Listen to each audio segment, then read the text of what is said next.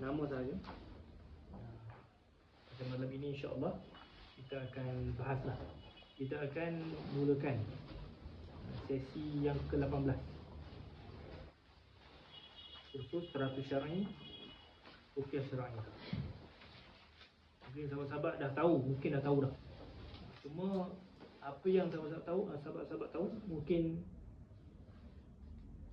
inilah, mungkin tidak padat. Sebab apa? Sebab sahabat-sahabat hanya tengok saja, tengok orang merawat.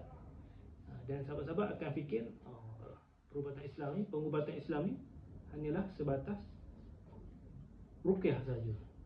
Sedangkan di dalamnya terdapat banyak lagi item-item yang penting yang sahabat-sahabat kalau boleh perlu fahami dan praktikal.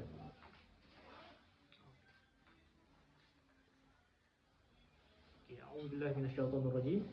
Mukaddimah pertamanya kita ni lah, sebaiknya sahabat-sahabat perbaharui niat.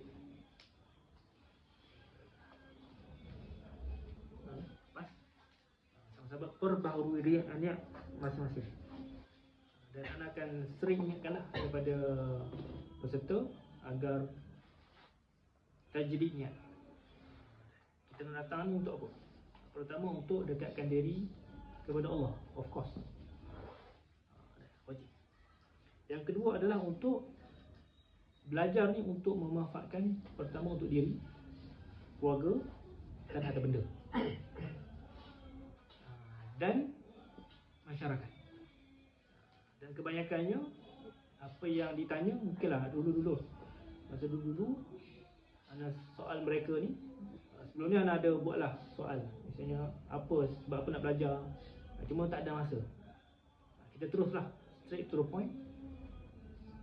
Kebanyakannya mereka yang belajar ni, mereka nak memanfaatkan diri, memanfaatkan untuk diri, keluarga dan harta benda. Kebanyakannya lah. Dan adalah beberapa orang saja yang berjaya balik ambil tauliah merawat. Sahabat kalau boleh, daripada buat kerja, tak ada kerja malam-malam, adalah lesen untuk rawatan. Macam kalau anak sekarang ni dalam operasi ke, on the way lah, victory. Untuk apa? Untuk buat DKM. DKM apa dia? Diploma Kemahiran Malaysia. Sebab kalau di Malaysia dia kena ada CJ lah, kena ada sertifikat. Kalau yang nak murah, dia akan pergi masuk dalam Al-Shifa. Al-Shifa ni dalam 100-200 gitulah. Dan hasrat anak lah sebagai penganjur. Penganjur ni penganjur ni agar sahabat-sahabat belajar dan terus belajar. Bagi sahabat-sahabat yang nak lah, yang nak dalami. Sebab apa? Sebab mungkin apa yang anak ajarkan ni tak cukup lagi. Tapi bagi anak ini dah memadai sebagai basic. Mungkin sahabat-sahabat baca kitab tu dah boleh faham lah perbahasan. Cuma kalau boleh, baca lagi, belajar lagi. Bagi sahabat-sahabat yang ni lah berusaha lah. Ada juga yang setengah-setengah orang ni dia nak untuk rawatan untuk diri keluarga ya. Okay. Dan aplikasikan untuk diri keluarga dan harta benda. Dan satu lagi, last, pertama tadi untuk terus belajar. Kedua, aplikasikan. Jangan belajar lepas tu lupa. Bila lepas tu dah terlupa dan tidak mengamalkan. Kalau boleh amalkan. Yang seterusnya, nombor 3 adalah sebarkan kepada orang lain. Misalnya apa? Sahabat-sahabat dah ada malakah untuk rawatan, untuk mengajar. Malakah dalam satu ilmu ni, sahabat-sahabat boleh buka kelas. Buka kelas. Anak ni pun kalau ikutkan anak tak minat lah nak buka kelas ni. Cuma adalah masa 2021 hari tu orang minta, orang Johor. Jadi anak buka lah kelas. Daripada 2 orang, lepas tu adalah orang nak 8 orang. Itu batch pertama lah. Batch pertama anak adalah 2021. Dan sekarang batch yang ke-18. batch ke-18. Okey. Okey, kalau kita tengok sahabat-sahabat tengoklah dalam tu ada berapa bab? Ada 6 bab. Okey, dan 6 bab ni adalah salah beberapa bab yang penting lah untuk sahabat-sahabat tahu secara secara umum. Kalau dulu masa anak belajar dulu tidak ada pengenalan bab yang dalam. Jadi kita masuk lebih dalam sikit berkait dengan pengubatan Islam dari sudut yang tadilah. Pertama apa? Pertama hakikat alam jin. Masa anak belajar dulu tak ada. Dia hanya belajar sikit-sikit je. Lepas tu kedua, gangguan makhluk halus, sihir dan saka. Sihir dan saka sajalah yang kita akan bahas. Cuma sebenarnya banyak lagi gangguan-gangguan yang lain. Cuma kita akan bahas sihir dan saka saja. Itu pun dah terlalu besar. Ada juga macam susuk. Lepas tu gangguan jin asyik. Lepas tu gangguan jin intiqam. Banyak. Cuma kita akan bahas saka dan sihir. Itu ilmu teras lah dalam pengubatan Islam. Kebanyakannya yang popular, pesakit-pesakit ni yang diganggu adalah sihir dan saka. Yang ketiga apa? Perbentengan. Yang keempat, fenomena gangguan dan rasukan. Kelima, pengenalan kepada pengubatan Islam, ruqyah syar'iyah. Itulah barulah kita masuk dalam ilmu ruqyah syar'iyah. Yang keenam adalah apa tu? Kaedah kaedah terapi syar'i dalam menangkis gangguan makhluk halus. Masa bab yang keenam ni kebanyakannya lebih kepada praktikal. Nanti kita akan bahas praktikal. Praktikal paling mudah. Cuma kebanyakannya teori lah yang panjang sikit. Kita tengok yang pertama apa dia. Kita bahas dulu apa dia punya mabadik. Mabadik dalam bab ruqyah. Bab ni pengubatan Islam. Pertama, bab yang tadi pertama apa? Iaitu hakikat alam jin. Kenapa kita kena tahu sedikit hakikat alam jin? Pertama kita nak bezakan antara gangguan dan masalah yang lain. Masalah misalnya ada orang tu dia meracau. Adakah gangguan makhluk halus ataupun masalah-masalah yang lain? Yang meracau ni pun ada juga yang stres. Ada juga yang masalah diabetes tinggi, diabetes. Gula dalam darah tinggi dia akan meracau. Ada juga kes misalnya depression, anxiety. Ada juga yang main-main. Ada juga yang berlakon untuk mendapatkan perhatian. Jadi kita boleh bezakan dari apa yang kita belajar ni. Yang kedua, kita nak kenal tipu daya mereka. Ada setengah orang ni dia tak boleh beza mana yang nafsu, mana yang gangguan makhluk halus. Dia ada setengah orang tu dia kata ni aku buat dosa ni sebab apa? Jin ni. Sedangkan jin tu duduk saja je. Duduk tengok orang tu buat dosa, tapi sebenarnya nafsu dia. Yang ketiga, untuk lindungi diri kita ni, keluarga dan harta benda daripada gangguan mereka, agar tidak semakin parah. Ada setengah orang ni sampai apa? Dah menggelupur ataupun dah meracau, baru nak jumpa ustaz, baru nak jumpa perawat. Sedangkan sebaiknya bila ada gangguan makhluk halus, dipanggil simptom gangguan tu, kena terus pergi ke hospital ataupun klinik. Jangan sampai dah menggelupur, dah histeria barulah nak rawat. Ataupun kalau macam masalah suami isteri, gangguan makhluk halus dalam rumah tangga, dah bercerai baru nak merawat. Masalah nasib sudah menjadi bubur. Tapi kalau kita faham, misalnya dalam rumah suami isteri kita ni ada gangguan, misalnya isteri kita ada gangguan, wali'azubillah, jangan pilih yang itulah, pilih yang sihat. Ini penting juga kita belajar ni untuk elakkan daripada kita terpilih orang yang bermasalah. Masa tu barulah dia nak menyesal. Ramailah kawan-kawan sini, payah nak dapat anak. Lepas tu sering diganggu. Lepas tu isteri dia tu sering pukul dia sebab apa? Gangguan. Tapi setidaknya kalau dia belajar, tidak berlakulah penceraian rumah tangga tu. Sebab apa? Sebab dia faham ni gangguan, tak apalah, kita layan je lah. Tapi kalau dia tak tahu, dia tak faham, insya-Allah akan berlakunya penceraian. Ini kita nak jaga kita punya hubungan. Gitulah kalau ada setengah-setengah orang tu lah.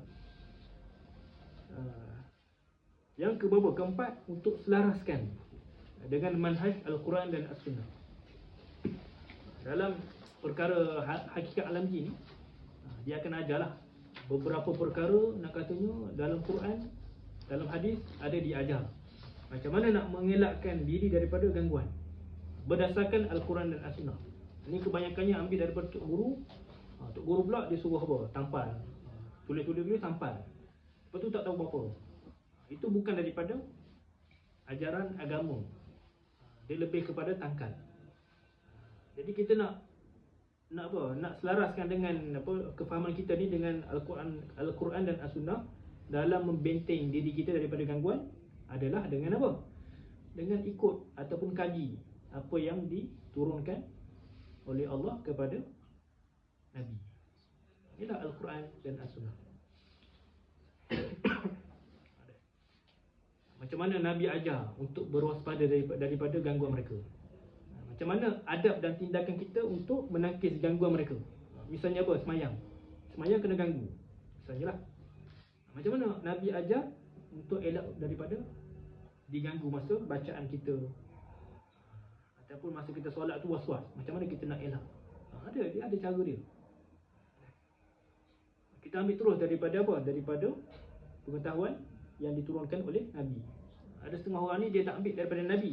Dia kaji lama dah sikit, macam orang Eropah ke apa. Dia mengkaji. Sedangkan dah disebutkan oleh Nabi. Disebutkan dalam Al-Quran. Tapi dia kaji lama dah sikit, kena buat kajian habis duit dan sebagainya. Kita terus cedok dan kita apa? Kita sampaikan kepada orang lain. Okey.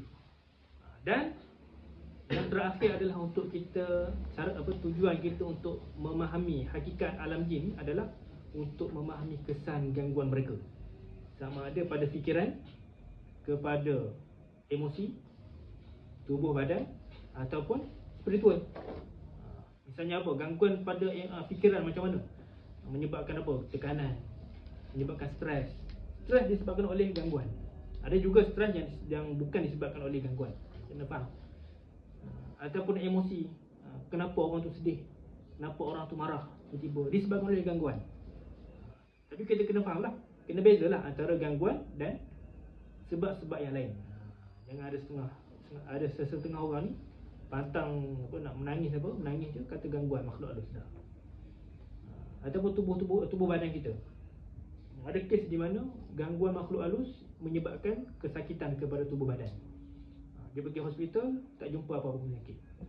Last kena recommend ke buat gila. Sebab apa? Sebab katanya mencederakan diri dia, sedangkan dia tak mencederakan pun. Ada kes.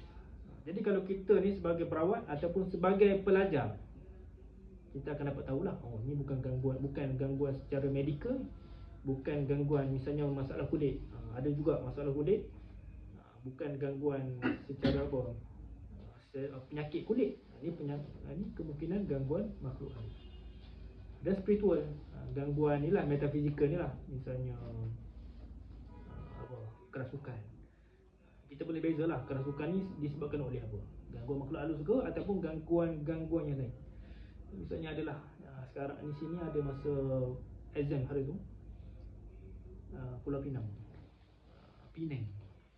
Dia panggil untuk apa? Ada kawan dia ni, dia meracau baling-baling barang dan sebagainya kan. Kita pun pergi rukyah, bukan gangguan apa. Lepas tu kita kata ni kena pergi ni ke sekretari ni. Lepas 4 hari baru pergi. Masa hari keempat tu dah meracau betul, dah mengamuk betul dah. Barulah kelikat gitu. Maksud dia apa? Maksud dia, kalau orang tu dia faham, dia tahu ni bukan gangguan makhluk halus ni ada masalah skizofrenia ni, berkait dengan apa? Psikosis. Terus bawa ke hospital. Bukannya tunggu je, ni tak apa ni, insya-Allah. Ada seorang tu dia rawat kawan tu, dia kata ni kena masalah jin ni. Tapi saya tak maulah sebut nama jin ni. Risaunya orang tu jadi agresif. Dia kata gitulah, ada lah orang dari kedutaan dia meruqyah. Pandai-pandai. Hari kedua lah lepas anak ruqyah, anak kata ni bukan gangguan. Lepas tu dia panggil lah hari kedua tu. Hari keempat mengamuk orang tu. Maksud dia apa? Maksudnya kena faham lah. Okey, yang kedua pula adalah bab yang kedua adalah apa? Adalah makhluk halus. Gangguan makhluk halus sihir dan saka. Tadi yang bab yang pertama tadi, macam mana kalau kita tak faham? Kalau kita tak faham, rawatan yang kita gunakan, metod rawatan yang kita gunakan tidak selesai. Maksudnya kita menggunakan rawatan tu secara sembrono. Sembrono ni maksud dia secara isti'jal, tergesa-gesa. Jadi tak sembuhlah orang tu. Ada. Itulah. Okey, yang kedua, bab yang kedua, ni sahabat-sahabat kena faham. Maksud dia sahabat-sahabat kena kecap ataupun kena capai pemahaman yang tadi yang bagi tahu, mabadik tadi. Kalau tak faham juga, tanya. Ada. Yang kedua adalah apa? Adalah gangguan makhluk halus, sihir dan saka. Gangguan makhluk halus ni sebenarnya banyak. Ada banyak punca. Ada yang asyik. Asyik ni apa? Jin jatuh cinta lah. Yang kedua apa? Intiqam. Jin membalas dendam. Ataupun khianat. Ataupun menumpang. Ataupun masalah kita sendiri. Kita pergi belajar ilmu tertentu, lepas tu dia pun datang kepada kita. Lepas tu adalah termasuklah sihir dan saka. Okey. Sebenarnya banyak gangguan, cuma kita fokuskan kepada sihir dan saka saja. Sebab apa? Sebab ini lebih kepada inilah, kepada silibus trust. Akar daripada perbahasan gangguan makhluk halus.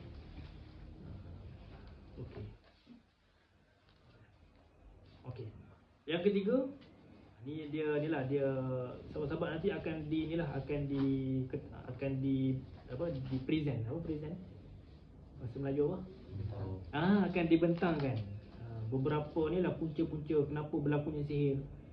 Macam mana kita nak rawat sihir? Macam mana kita nak menangkis sihir tu daripada ganggu datang kembali. Inilah lepas ni. Kalau boleh sahabat-sahabat sebelum datang baca dulu sepintas lalu. Dan sematkan dalam kita punya memori kita ni persoalan-persoalan yang sahabat-sahabat akan tanya. Kalau boleh tembak nak apa? Maksud tembak ni tanya banyak-banyak lah. Tapi janganlah tanya. Maksud dia apa? Kalau boleh ni lah tak ada masalah tanya. Tapi risaunya habis masa. Tapi okeylah, tak apa masalah. Dan kalau seterusnya amalan perbentengan. Kita lepas ni kita nak rawat apa? Macam mana kita nak membenteng? Ada setengah orang ni dia takut. Nak belajar ni tak boleh belajar ni takut. Takut apa? Takut kena kepada diri kita, keluarga. Dia tak faham lah tu. Dia tak faham. Tapi sebenarnya bila kita belajar ni kebanyakannya akan ada apa? Adab ataupun inilah macam kita ni belajar engineering. Dia mesti ada SOP keselamatan tu. Bukannya pegang pandai-pandai pegang elektrik macam tu je dah. Samalah juga dengan ruqyah. Perubatan Islam dalam merawat gangguan makhluk halus. Dan kebanyakannya yang kaedah-kaedah amalan pembenteng ni ana ambil daripada Al-Quran, As-Sunnah ataupun petua-petua daripada ulama terdahulu. Banyaklah, maksudnya kita sahabat-sahabat boleh pilih lah. Dan sebagai Sebagai pemahaman sahabat-sahabat lah agar terbuka. Ada setengah orang ni dia kata tak boleh ni amal macam ni, Nabi tak ajar. Tak, Nabi dia datangkan untuk apa? Untuk memperbaiki kita punya pemahaman. Jadi adalah ulama-ulama ni dia kata modified ni macam tak betul. Bukan modified, maksud dia memfurukkan dia. Menambah benda-benda yang sebenarnya tidak ada masalah dalam agama. Sebabnya doa-doa ni dia mimbabil wasi'ah. Bab yang luas. Siapa-siapa boleh tengok lah. Adalah petua-petua tertentu tu. Ada semua tu dia macam-macam. Kena tiup depan belakang. Nanti kita akan bagi tahu. Dan macam mana kita nak handle pesakit, kita nak bagi amalan kepada pesakit. Pesakit lain pula amalan dia, perawat lain pula amalan. Jangan sama ratakan amalan kita dengan pesakit. Pesakit tak mampu, kita mungkin mampu. Okey. Dan sahabat-sahabat, kebanyakannya tak perlu risau.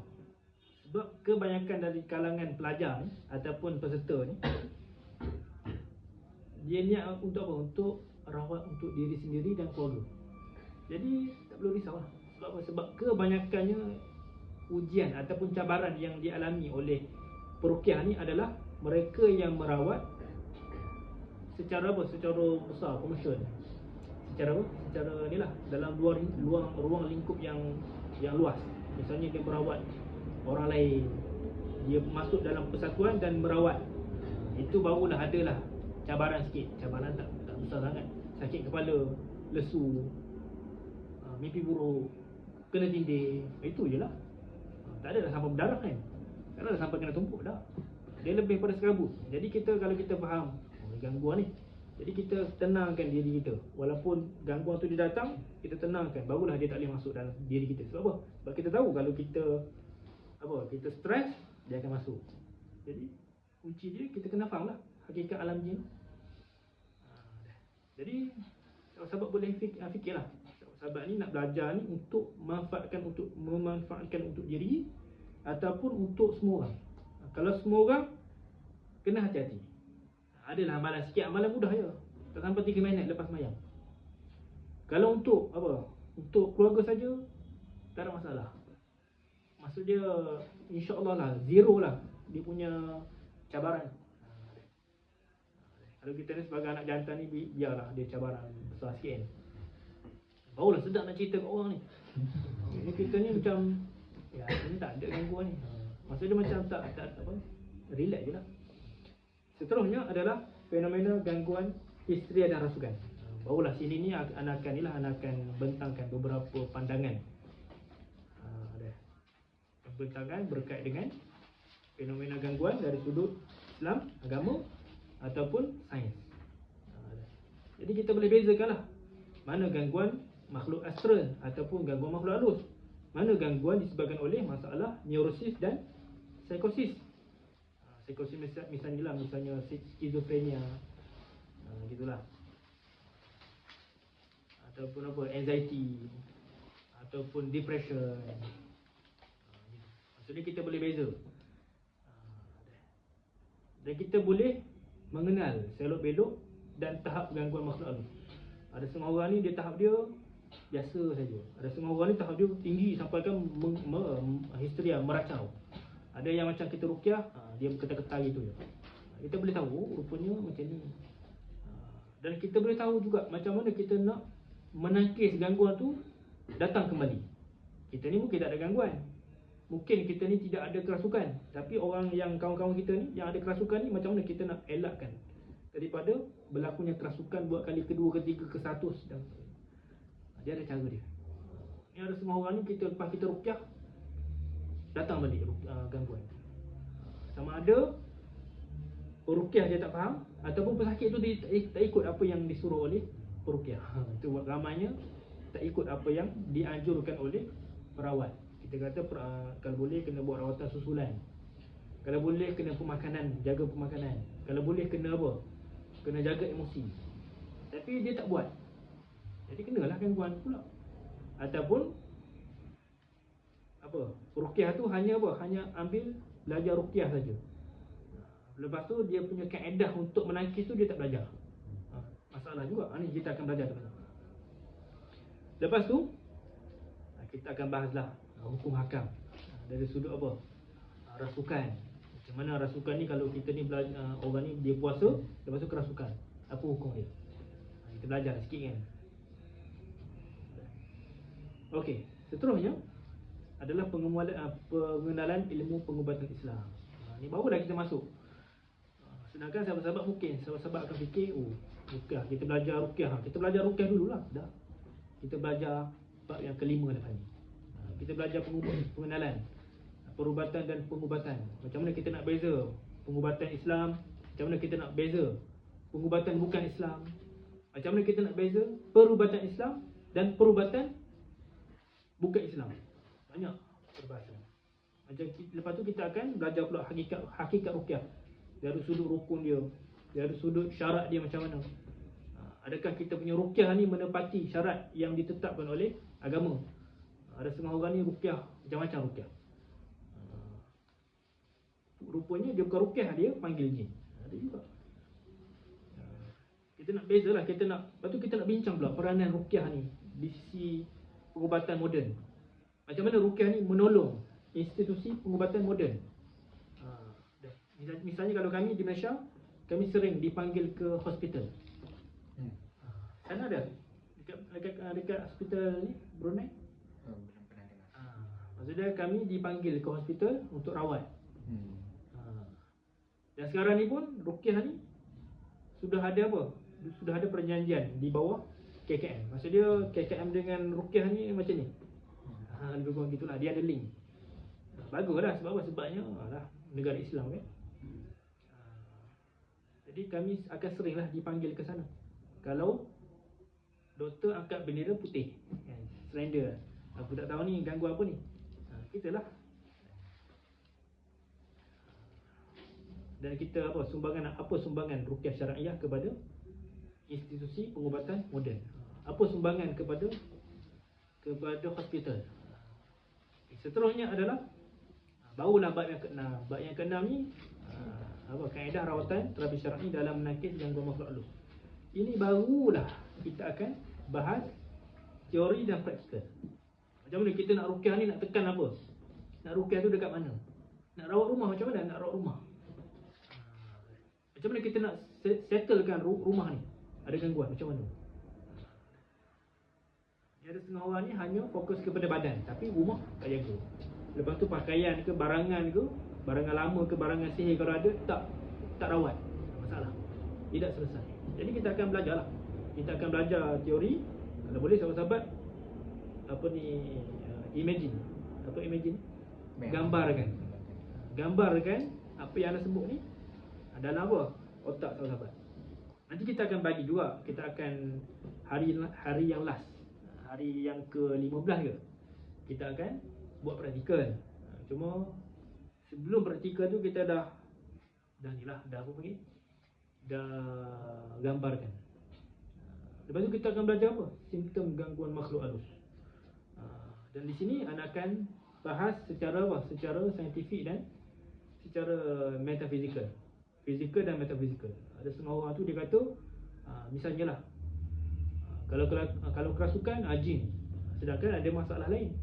Misalnya lagi, kalau dia ni ada apa, kena tindih misalnya, pernah kena tindih ke kan, sleep paralysis, tak pernah tak apalah. Misalnya kena tindih misalnya, dia kata terus jin, sedangkan ada masalah berkait dengan apa, berkait dengan otak kita ni. Maksudnya kita akan bahas lah. Ada setengah orang tu dia kata rumah dia berbunyi-bunyi. Misalnya rumah dia berbunyi guling misalnya. Terus kata gangguan. Tak boleh. Dia terus kena kata apa? Kena kaji dulu rumah kita ni macam mana. Dia ada istilah sains dia, adalah. Nanti kita akan bahas. Maksudnya apa? Kita nak bezakan agar kita punya fikiran kita ni terbuka. Jangan terus kata jin. Tu salah lah. Ada setengah orang ni sikit-sikit jin. Jangan. Okey? Ada persoalan situ sebelum kita masuk dalam perbahasan bab yang pertama. Okey. Moga-moga sahabat-sahabat dapat sedikit mabadi ataupun pencerahan secara tuntas. Okey, kita masuk bismillahirrahmanirrahim, iaitu dalam bab yang pertama, hakikat alam jin. Okey. Kita bahas dulu asal kejadian jin. Asal kejadian jin. Seperti mana dalam Al-Quran, kita terus rujuk kepada Al-Quran, iaitu surah apa? Surah Ar-Rahman ayat 15. Wa khalaqal janna min marijin min nar. Dan kami ciptakan, jadikan jin ni daripada lidah api yang sangat panas, yang menjulang-julang. Al-jan huna bukan jin ramai-ramai, bukan jin yang kebanyakan. Al-jan huna adalah al-jan, seperti mana Adam Abul Bashar, al-jan Abul Jin. Isim alam lah ni, nama khas kepada bapa jin. Bapa jin tu orang panggil jan, al-jan. Sebab tu ada alif lam tu kan, dia panggil makrifah tu. Kalau Adam Abul Bashar. Jadi orang tanya, siapa bapa jin? Al-jan. Min marjin min nar. Min marjin min nar adalah apa? Lidah api. Orang panggil, kalau orang Kelantan panggil lidah api lah. Orang Melayu ni panggil lidah api. Lidah api ni, api yang last tu, ambil benda tu buat jin, ciptakan jin.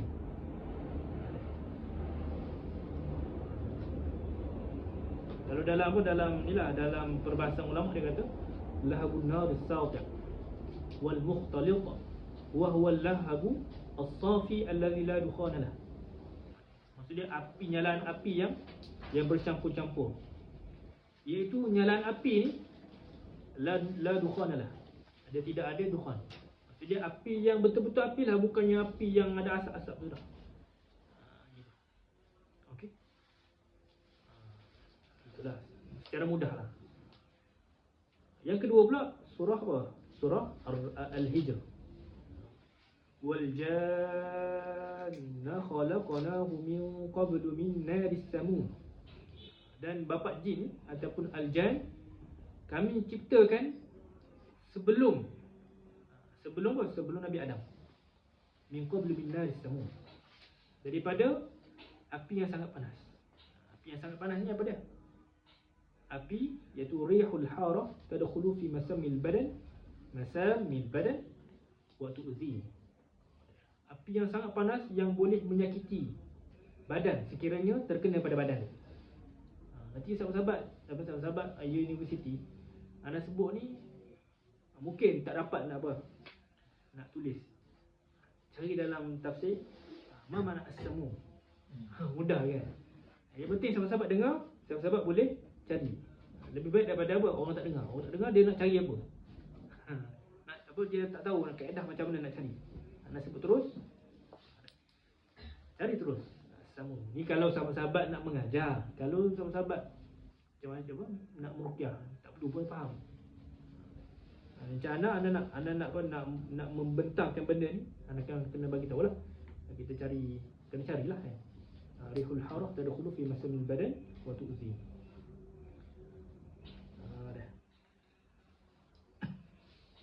Okey. Yang ketiga adalah hadis Nabi. Hadis Nabi kata apa? Khuliqatil malaikatu min nur wa khuliqal jannu min marjin min nar wa khuliqa Adam mimma wusifa lakum. Nabi bersabda, para malaikat ni diciptakan daripada api. Daripada cahaya. Dan cahaya yang dimaksudkan bukan cahaya yang kita nampak sekarang. Cahaya yang khusus yang Allah jadikan. Bukan cahaya matahari, bukan cahaya bulan, tak, cahaya yang khusus yang Allah jadikan. Wa khuliqal jannu min marjin min nar. Dan diciptakan bapa jin daripada api yang sangat panas. Lidah api yang sangat panas. Wa khuliqa Adam mimma wusifa lakum. Dan diciptakan Nabi Adam seperti mana yang telah disifatkan kepada kamu. Iaitu apa dia? At-turab, at-tin, at-tin lazib, salsal, sulalah. Inilah maksudnya beberapa pati-pati ataupun intipati badan kita ni. Dalam Quran kata apa? At-turab. Turab ni tanah biasalah. At-tin, tin lazib, tanah liat. Yang melekit-lekit tu. Salsal, apa? Tanah yang dibuat tembikar. Tanah liat yang dibuat tembikar tu lah, tanah kering. Sulalah, pati tanah. Maksud dia apa? Gabungan tersebut. Adalah katanya ambil tanah ni, satu tanah ni apa? Selombok tanah ambil daripada Syria. Selombok tanah daripada tempat lain. Katanya macam tu lah, Allahu a'lam lah. Tu bagi perbahasan mungkin Israiliyat tu. Okey. Kalau ni wa khuliqal jan tu abul jin. Sebab apa nak kata abul jin, nanti akan ada perbahasan bahawa jin sekarang ni ada unsur air. Right. Unsur air. Betul tak? Ada unsur air. Okey. Ada unsur apa? Angin, ada unsur air. Jadi Anas fokuskan al-jan saja yang Al-Quran pun fokuskan al-jan saja daripada nar, daripada api. Okey. Ada persoalan situ? Setakat ni insya-Allah tak ada persoalan. Kalau ada tu, Allahu a'lam lah. Insya-Allah tak ada. Yang kedua pula adalah hukum mempercayai kewujudan mereka. Apa hukum dia? Wajib. Wajib kita percaya. Sebab apa? Sebab mempercayai kewujudan mereka adalah tergolong dalam perkara sam'iyat. Sam'iyat ni maksud dia perkara ghaib lah, ghaib. Bahagian daripada rukun iman. Sebab apa? Sebab ada dalam Quran. Jadi kita kena percayalah Quran tu. Kalau tak percaya, maka terhakislah iman kita. Ada setengah orang dia tak percaya. Dia kata aku tak percaya hantu. Aku tak percaya hantu raya. Apa hukum dia? Tidak ada masalah. Yang penting dia percaya jin ada. Hantu raya ke hantu dan sebagainya tidak mengapa. Sebab apa? Hantu ni istilah, kalau orang Indonesia panggil roh yang bergentayangan. Roh apa kalau bahasa Melayu ni? Roh yang melayang. Gitulah. Maksud dia apa? Hantu ni dia punya istilah dia, orang Melayu kata hantu ni maksud dia roh tu lepas kita mati, lepas tu roh tu jadi hantu. Jadi pontianak misalnya. Kata pontianak apa? Mati anak pertama mengandung, baru-baru jadi pontianak. Ada dalam cerita Melayu, aku akan apa? Aku selepas setahun aku akan datang menjadi pontianak, dia kata. Dalam cerita Melayu lah. Jadi tak wajib. Tak wajib percayalah hantu tu. Tapi kebanyakannya yang kita jumpa ni macam kata hantu lah apa, pontianak lah apa tu jin lah. Tapi kalau dia tak percaya sebatas pontianak jin, tak apa. Tapi kalau dia dalam Quran kata, dalam Quran kata wa ma khalaqtul jinna wal ins illa liya'budun. Tidaklah aku ni menciptakan manusia dan jin melainkan beribadat kepada aku. Dia tak percaya jin ni. Tak ada masalah. Okey? Itu batas-batas iman kita lah. Seperti mana dalam Quran tu allazina yu'minuna bil ghaib wa yuqimuna as-salah wa mimma razaqnahum yunfiqun. Bil ghaib, allazina yu'minuna bil ghaib. Orang yang beriman adalah orang yang beriman kepada perkara ghaib, termasuklah jin. Kalau dia tak percaya, bermasalah dia. Kebanyakannya orang percaya belakalah. Okey. Seterusnya, ni pun benda yang pernyataan, dia panggil apa? Perbentangan waktu sekarang ni dia lebih kepada pernyataan.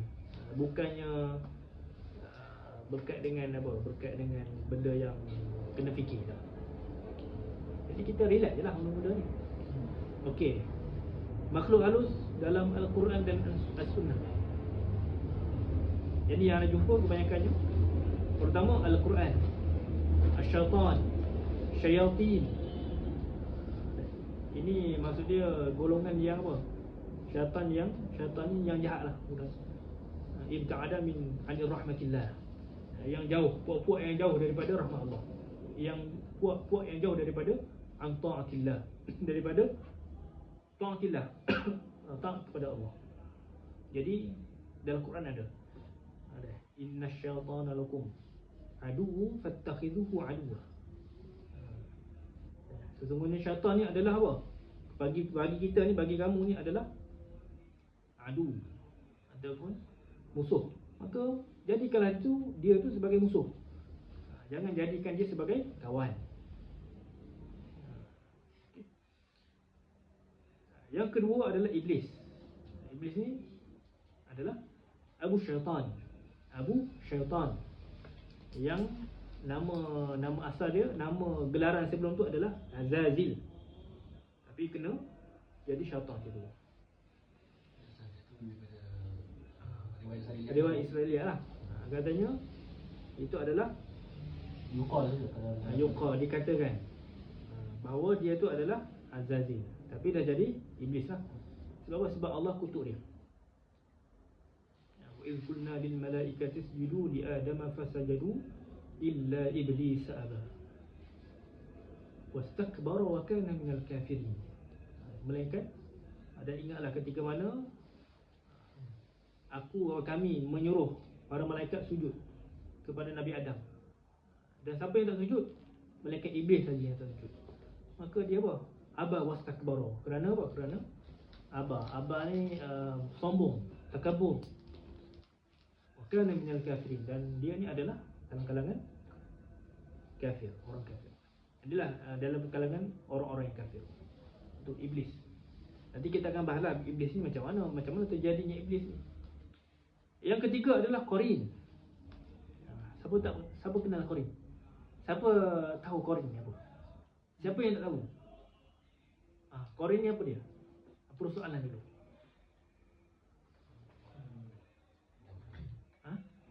Okey, penamping lagi. Dalam badan kita. Kita kerasukan apa? Apa dia? Dalam Quran dikata apa?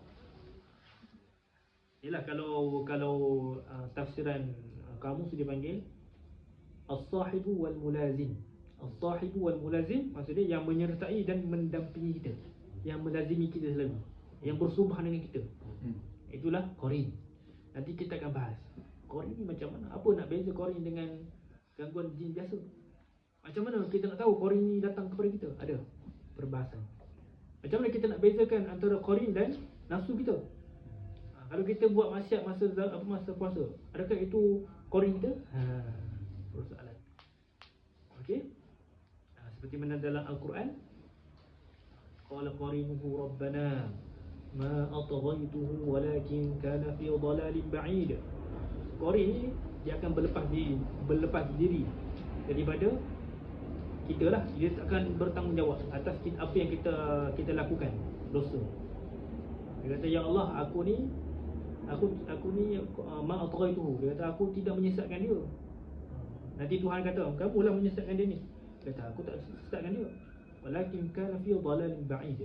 Tapi dialah yang buat. Dia yang buat. Aku suruh dia buat. Aku tak paksa dia. Bahaya tu. Hati-hati. Qarin. Macam mana kita nak tahu Qarin? Dalam Quran dikata surah Az-Zukhruf. Tadi surah Al-Qaf 27. Ini surah Az-Zukhruf ayat 36. Wa man ya'shu 'an dzikrir rahmani nuqayyid lahu syaitanan fahuwa lahu qarin. Siapa yang berpaling daripada zikir pada Allah, mengingati Tuhan, maka kami jadikan syaitan tu kepada dia sebagai teman. Maksudnya apa? Maksudnya mudahnya, kita lari daripada mengingati Tuhan, maka syaitan tu duduk dengan kita. Kalau kita ingat, astagfirullah, auzubillah, dia akan lari. Tu, faham tak maksud dia? Itulah Qarin. Nanti kita akan bahas panjang nantilah. Ini sebentar dulu. Al-Marid. Marid ni yang degil, yang sombong. Maksudnya jin yang jenis degil, yang jenis sombong. Wa hifdhan min kulli syaitanin marid. Surah As-Saffat ayat 8. Dia macam ni sahabat-sahabat, nak faham. Nak bagi kefahaman dulu. Macam kenapa banyak sangat nama ni? Syaitan, Iblis, Qarin, Marid, Ifrit, Jinnah, Jin, Al-Jan, Khannas. Kenapa? Sebenarnya macam kita jugalah. Kita ni ada pangkat dia.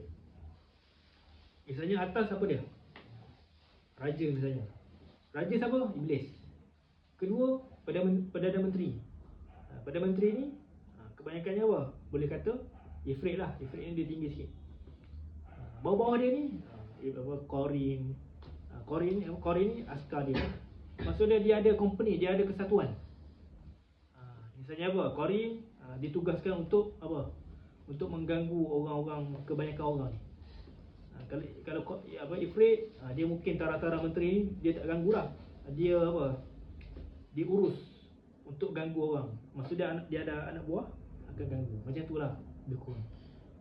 Dia ada dia ada macam koperasi lah, ataupun dia ada kesatuan lah. Macam misalnya shaitanization ataupun iblis and co kan. Begitulah dia. Dia ada sifat, lepas tu pangkat dia, kerja dia apa dia. Nanti kita akan faham lah. Mari dia. Ifrit ni yang kuat, yang gagah. Maksudnya yang kuat, yang gagah, yang cekap ni Ifrit lah. Yang berdisiplin ni dia lah. Mungkin nama dia lain, mungkin nama dia apa? Nama dia apa? Sama value dan sebagainya. Okay. Apa nama? Bukan nama orang. Dia lah, ikutlah nama apa, Daniel dan sebagainya, ikutlah nama dia. Tapi tak ada Daniel sini kan. Daniel misalnya. Tapi dia pangkat dia apa? Ifrit. Macam tu. Qala ifritun minal jin ana atika bihi qabla an taquma min maqamik wa inni alayhi laqawiyyun amin. Wa inni alayhi laqawiyyun amin. Dia kata, wahai Nabi Sulaiman, aku ni boleh dapatkan, aku ni boleh datangkan singgah sana kamu sebelum kamu diri. Sesungguhnya aku ni orang yang terpercaya lagi kuat. Gitulah. Itu ifrit, maksudnya dia kuat. Jenis kuat ni mungkin inilah anak buah Nabi Sulaiman dululah. Nabi Sulaiman ni dia ada apa? Kepakaran ataupun ada mukjizat untuk menawan mereka dan menjadikan mereka ni sebagai anak buah mereka. Anak buah Nabi Sulaiman. Okey. Dia punya mungkin nama dia lain, namun Allahu a'lam nama dia, tapi dalam Al-Quran dipanggil Ifrit. Takkan Ifrit seorang je, dia banyak. Mungkin dalam 1000 orang tu kategori Ifrit berapa ni? Ifrit ni kebanyakannya dia takkan ganggu kita lah. Kita ni jin yang cikai-cikai. Ada? Jadi Ifrit ni mungkin yang wali-wali ni apalah. Dia faham. Okey. Ni pula jin, jinnah ni macam tadi lah. Kalau jan, bapa jin. Dalam Quran, kalau jin, bangsa jin secara umum, kana minal jin. Iblis ni daripada jin, bangsa jin secara umum. Jinnah, apa? Jinnah ni minal jinnati wan nas allazi yuwaswisu fi sudurin nas minal jinnati wan nas. Jin ni apa? Yang sering menyorok. Kalau orang tu dia bagi sering bersembunyi. Kalau orang tu ingat Tuhan. Tapi dia akan dudukkan kita kalau orang tu tak ingat Tuhan. Sebab tu kalau kita nak pergi mana-mana, bacalah An-Nas, surah An-Nas.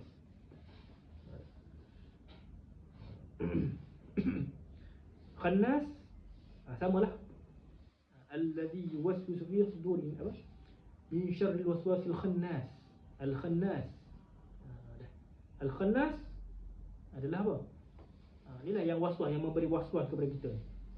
Salah satu nama syaitan yang suka menyelinap dan bersembunyi dalam hati manusia. Dan dia akan lari bila seseorang itu dia mengingat Tuhan.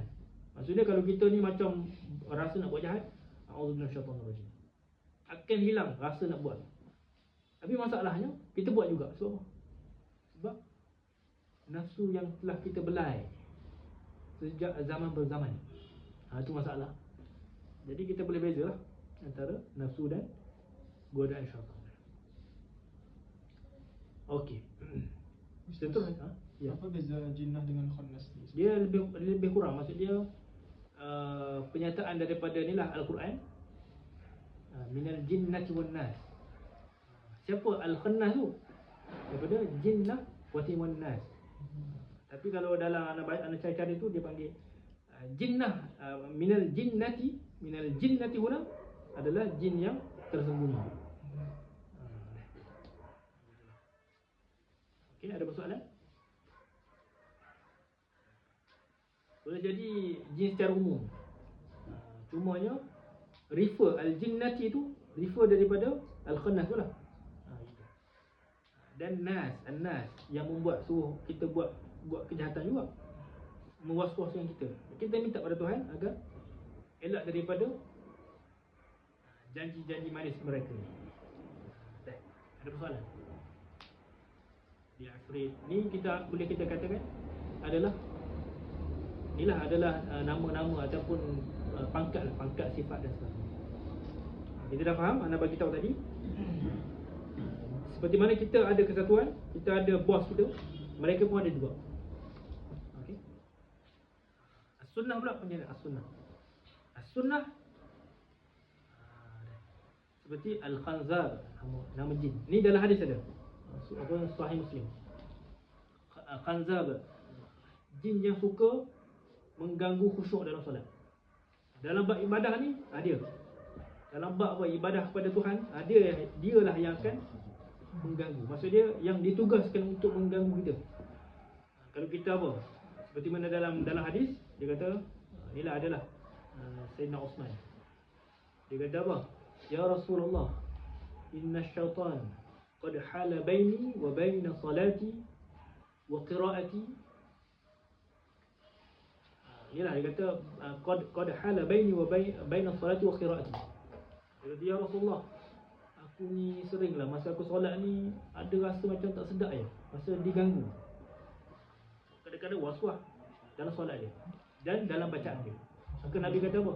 Zaka syaitan yuqalu lahu khanzab fa idza ahsastahu fata'awwaz billahi minhu wadful an yasarika thalathan. Dia kata inilah syaitan ni yang dinamakan sebagai khanzab. Ni Nabi SAW bagi tahulah. Fa idza ahsastahu fata'awwaz billah. Kalau kamu kena ganggu, kamu minta perlindungan daripada Allah. Perlindungan kepada Allah. Wadful an yasarik. Dan apa? Dan ludah sebanyak 3 kali. Ludah macam mana ni? Macam nak keluar sesuatu, macam ada apa? Ada macam nasi kan. Misalnya kita solat, ada nasi. Gitu. Tu ludah. Dia dalam istilah ruqyah ni dia ada ludah. Ludah pertama. Kedua, hembus. Hembus macam mana? Ludah ni at-tafal. Tafal tu ludah. Okey? Ya. Mana ni? Okey, tu tafal. Kedua, an-nafas.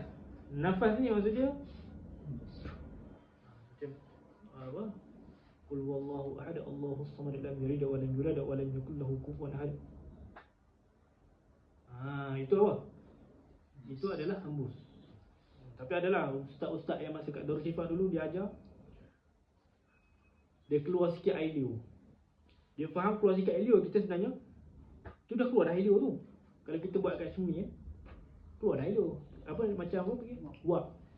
Tapi dia ajar seolah macam dia minum tu, dia keluar macam apa pergi? Macam bersikit macam spray kan. Dia gitu. Ada juga perawat dia ajar macam ni. Nafas dia macam ni. Sama juga tapi dia melampau. Gitu. Faham tak? Maksud dia ada perawat situ. Ayah nak buat gitu juga. Tapi sebenarnya gitu pun tak apa dah. Okey, boleh faham. Tu panggil tu adalah an-nafas. At-tafal. Lepas tu ada lagi an-nafakh. Nafakh. Wa nafakha fihi min ruh. Allah punya kerja tu aku tak tahulah, kita tak tahu. Yang kita ni nafakh ni biasa macam tiup api. Ada. Kita tiup api gitu. Ada tu kita kan. Yang ke apa? An-nafas. Nafas, bernafas. Gitulah. Istinsyaq al-hawa wa ikhraj. Gitulah. Nafas. Kalau apa? Satu lagi basaq. Haqfi. Faham tak? Okey. Dia ada nafas, nafakh, basq, tafal. Dengan nafas. Nafas alladhi yuwaswisu fi apa? Min syarril waswasil khannas. Alladhi okay. Min syarri ghasikin itu. Wa min syarri nafasat fil 'uqad. Jadi kalau untuk umum dia kan nafas. Itu. Kita pun boleh lah. Nabi ajar. Nabi ajar baca 3 kali, 3 kul. 3 kul 3 kali, lepas tu apa ni, lumurkan seluruh tubuh. Nabi ajar. Jadi kita boleh buat lah. Okey. Jadi yang Nabi ajar tadi ni watful an yasari adalah ni kebanyakan ni solat sendiri lah. Kalau solat dengan orang ni jangan buat gitu. Tidak syarat untuk khusyuk kalau solat dengan orang ni. Kita pun solat kalau solat sendiri apa solat dengan orang ni, solat ni lah berimam ni, berjemaah ni takkan khusyuk lah, kadang-kadang tu tak khusyuk. Tapi tak apalah, dapat pahala 27. Ni kebanyakan yang solat malam, solat sunat biasa, solat seorang-seorang kat bilik, rasa macam sedap boleh. Tapi kalau dengan berjemaah ni kalau boleh kurang, bukan panggil sembunyi-sembunyi. Ni mungkin Osman bin Abil As ni dia cerita ni, dia rintih kepada Nabi ni masa dia solat sendiri kot. Okey. Seterusnya al-khaba'is. Al-khaba'is huna adalah apa? Adalah jin yang memberi penyakit, yang memberi bahaya. Tak kira lah penyakit apa, penyakit jangkitan ke, penyakit kita jatuh dari tandas depan ni, kita apa, ada setengah orang ni dia mati dalam tandas. Boleh ya bila. Dia mungkin ada sebab ni, dia ada sebab ni, sebab saintifik. Cuma boleh jadi risau-risau macam tu. Seperti mana dalam hadis pun Nabi ajar apa? Anas anna Nabi sallallahu alaihi wasallam kana idza dakhala al-qala qala Allahumma inni a'udzubika minal khubuthi wal khaba'ith. Nabi bila dia nak masuk tandas, maka dia baca apa? Ya Allah, aku berlindung daripada syaitan betina dan syaitan jantan. Al-khubuth syaitan jantan, al-khaba'ith syaitan betina. Khaba'ith ni alah, kalau ulama kata istilahnya khaba'ith kalau ikutkan jamak kan. Gitulah. Masuk aku. Tapi kalau ulama khubus tu bukan jamak ke? khubus pun jamak kan? Jamak pada khabis kan? Betul. Jamak daripada khabis. Maksud dia kalau ulama dia kata adalah apa nama ni? Jin jantan dan jin betina. Itulah. Ni jin yang memberi penyakit. Golongan jin yang memberi penyakit, kebanyakannya dekat tandas. Jadi kita nak buka baju, kita nak nak kencing, nak buang air besar, kita baca doa. Lepas tu kalau keluar, ghufranak alhamdulillahillazi azhaba 'anil adha wa afiyah. Lepas tu walhan ni adalah jin yang memberi was-was ketika orang nak ambil air semayang. Kalau sahabat-sahabat kita tengok setengah jam ambil air semayang, risau. Lepas tu jin duduk dekat apa? Duduk dekat air pili, dekat pipe. Risau kan. Dalam hadis pun ada inna lil wudu syaitan yuqalu lahu walhan fattaqu waswasal ma. Ni orang yang berwuduk ni dia ada syaitan dia. Nama dia walhan. Fattaqu waswasal ma. Sahabat ni takutlah dengan was-was air. Ada sahabat nanti jumpalah. Tapi ada setengah ni yang nak jumpa bukan sebab ada gangguan, sebab tak belajar. Dia kan kita kan belajar, kita ambil semayang yang wajibnya ada je sekali kan. Sekali je lah ambil semayang. Tapi dia nak cukup 3 kali. Lepas tu kali yang ketiga tu tak kena. Ulang pula. Kali keempat lah. Faham tak? Maksud dia tak belajar. Bukan sebab gangguan. Tapi ada je kes, ada kawan anak tu dia belajar silat. Lepas tu dia ni lah, dia was-was tu sampai dalam solat was-was, ambil semayang pun was-was. Solat dia was-was, maksudnya dia solat dekat masjid, lepas tu dia solat dekat rumah pula. Dia kata masjid ni rasa macam tak lulus. Solat kat rumah pula. Oh dahsyat ni. Maksud dia tu bahaya tu. Dia lebih kepada ni lah, kalau saintifik ni orang panggil OCD lah, obsessive, saya ingat apa, OCD lah, disorder kan, sindrom dia, compulsive disorder, gitulah. Okey, seterusnya habislah. Tapi anda tengok dalam Durrah Saniyah ni ataupun Durrah Net ni, dhaif. Inna lil wudu'i syaitanan fattaqu waswasal ma', ini dhaif. Tapi tak apalah, kita untuk apa? Min fadhilil amal, berhati-hati. Okey, yang lain-lain ni apa dia? Yang lain-lain ni adalah nama-nama jin yang disebutkan bukan daripada teologi, pandangan teologi agama kita.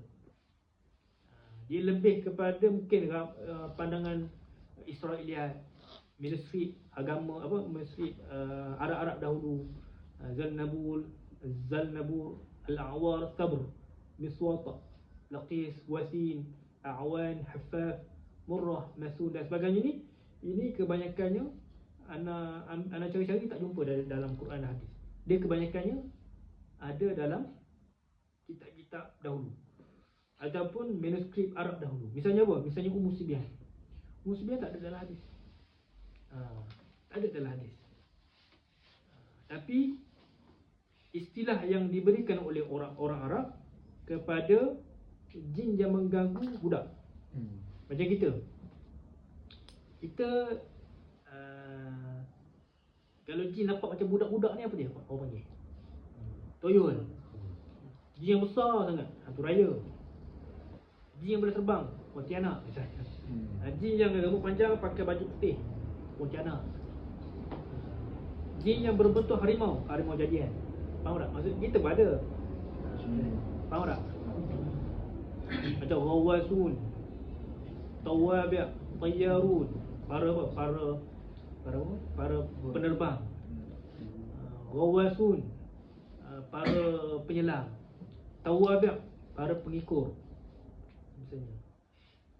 As-Sabr misalnya, yang apa, yang jenis para pemberi nasihat tak baik, nasihat tak baik kepada orang yang musibah misalnya. Gitulah lebih kurang. Maksudnya dia ada apa panggil ni? Ada tugas dia. Ataupun ada, maksudnya dia bukannya tugas tu pun sebenarnya, tapi dia buat kerja tu digelar. Misal kita, macam kalau anak pembekam, kalau anak nak beralih kepada apa, kepada Tok Qadri, orang tu panggil lah Tok Qadri. Lebih kurang gitu kan. Misalnya kita nak jadi guru, orang panggil cikgu. Gitu. Itulah dia panggil istilah tugasan. Macam mengajar Azhar, panggil ustaz. Mengaji dekat UK, panggil sir. Misalnya gitulah. Okay, ada masalah itu. Macam Dasin. Dasin. Tak tahulah dia jumpa kat mana, tapi anak tak jumpa lagi Dasin. Dasin ni yang macam ganggu dalam rumah ni. Buat porak-poranda lah. Kebanyakannya Dasin lah yang kita sering dengar kan. Okey. Seterusnya adalah perbezaan antara jin, iblis dan syaitan. Beza ke belakang? Memang beza. Beza dari segi nama, bangsa satu je, bangsa jin belakang. Tapi nama istilah saja yang berlainan. Pertama apa? Al-Jin. Jin. Jin ni adalah apa? Itlak kepada benda yang tak nampak, tersembunyi. Mana-mana benda yang tersembunyi kita panggil jin. Dan benda-benda yang tersembunyi mesti ada apa? Ada huruf jin, alif nun ataupun jin nun nun. Misalnya apa? Misalnya janin. Kita nampak ke tak? Tak nampak. Dia apa panggil tersembunyi dari dalam perut ibu kita. Orang panggil janin. Junun. Dia tidak panggil, dia punya kewarasan dia tu tertutup. Maka orang panggil junun, gila. Yang lagi, ada lagi. Misalnya jannah. Kita tak nampak. Jannah tu ada tapi tak nampak. Orang panggil jannah. Junnah. Apa junnah? As-siyam junnah wala yarfuz wala yajhal. Al-junnah huna perisai. Kita puasa ni ada perisai kita. Jadi perisai. Nampak tak puasa tu? Nampak tak perisai? Tak nampak. Jadi orang panggil junnah. Apa lagi? Sama lah macam kita ni, macam jin ni lebih kepada bangsa lah. Isim jenis lah, isim jenis. Bangsa jin. Kita bangsa manusia, insan. Apa lagi? Malaikat. Nabat, jamad. Nabat, tumbuhan. Jamad ni lah apa? Benda kan. Sama. Maksud dia nama bagi jenis. Kita jenis kita insan, manusia. Yang kedua, iblis. Iblis ni dia berasal daripada apa? Daripada balasa ataupun ablasa pertama asal. Lepas tu kita nak mentasdirkan dia ataupun nak memasdarkan dia. Iblis. Al-iblis. Balasa putus asa. Iblis putus asa, apa? Keputusasaan gitulah isim kan. Balasa ni fa'il lah. Lepas tu kita nak mengalamkan dia. Allah lah, Allah mengkhaskan dia nama tu. Jadi iblis atas wazan if'il. Hamba Allah, makhluk Allah yang berputus asa. Ada.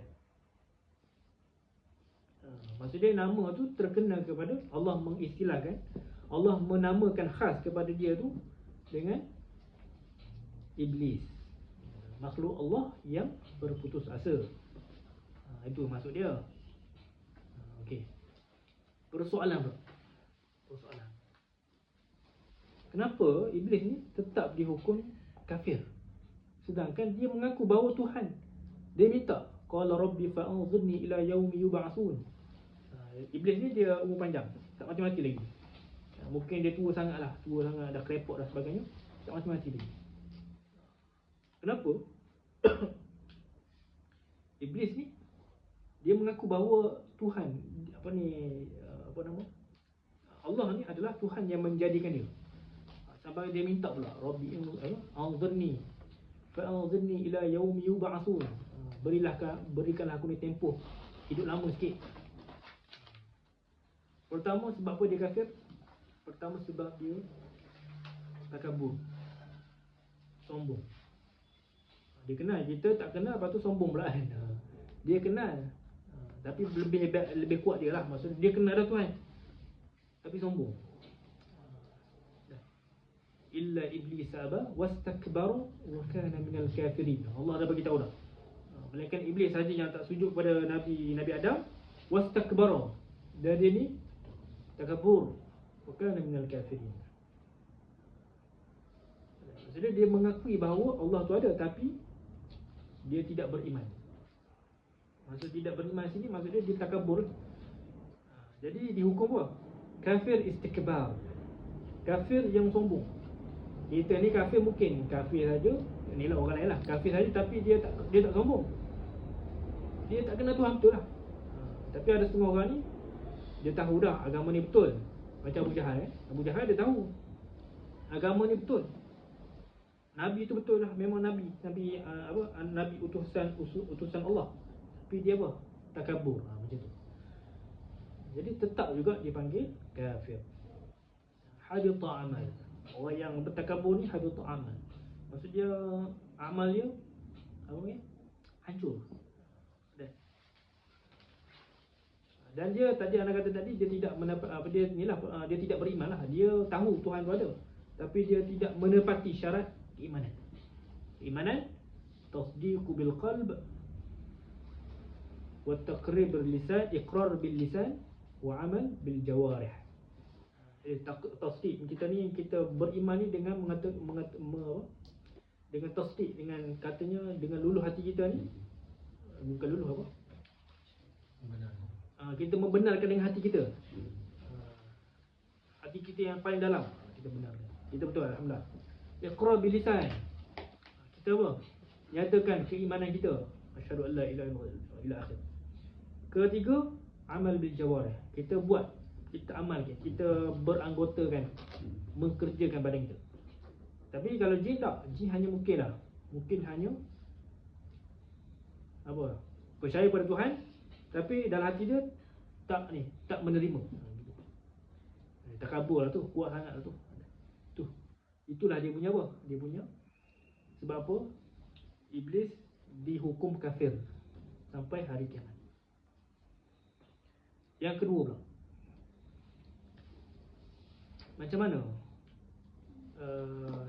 macam mana jin, iblis ni duduk kat sana? Macam mana dalam Quran ada ayat berkait dengan apa? Pergaulan antara iblis dengan jin, iblis dengan malaikat. Wa idh qulna lil malaikati isjudu li adama fasajadu illa iblis aba. Macam mana ada malaikat, patut ada iblis juga kat situ, kat syurga. Kenapa?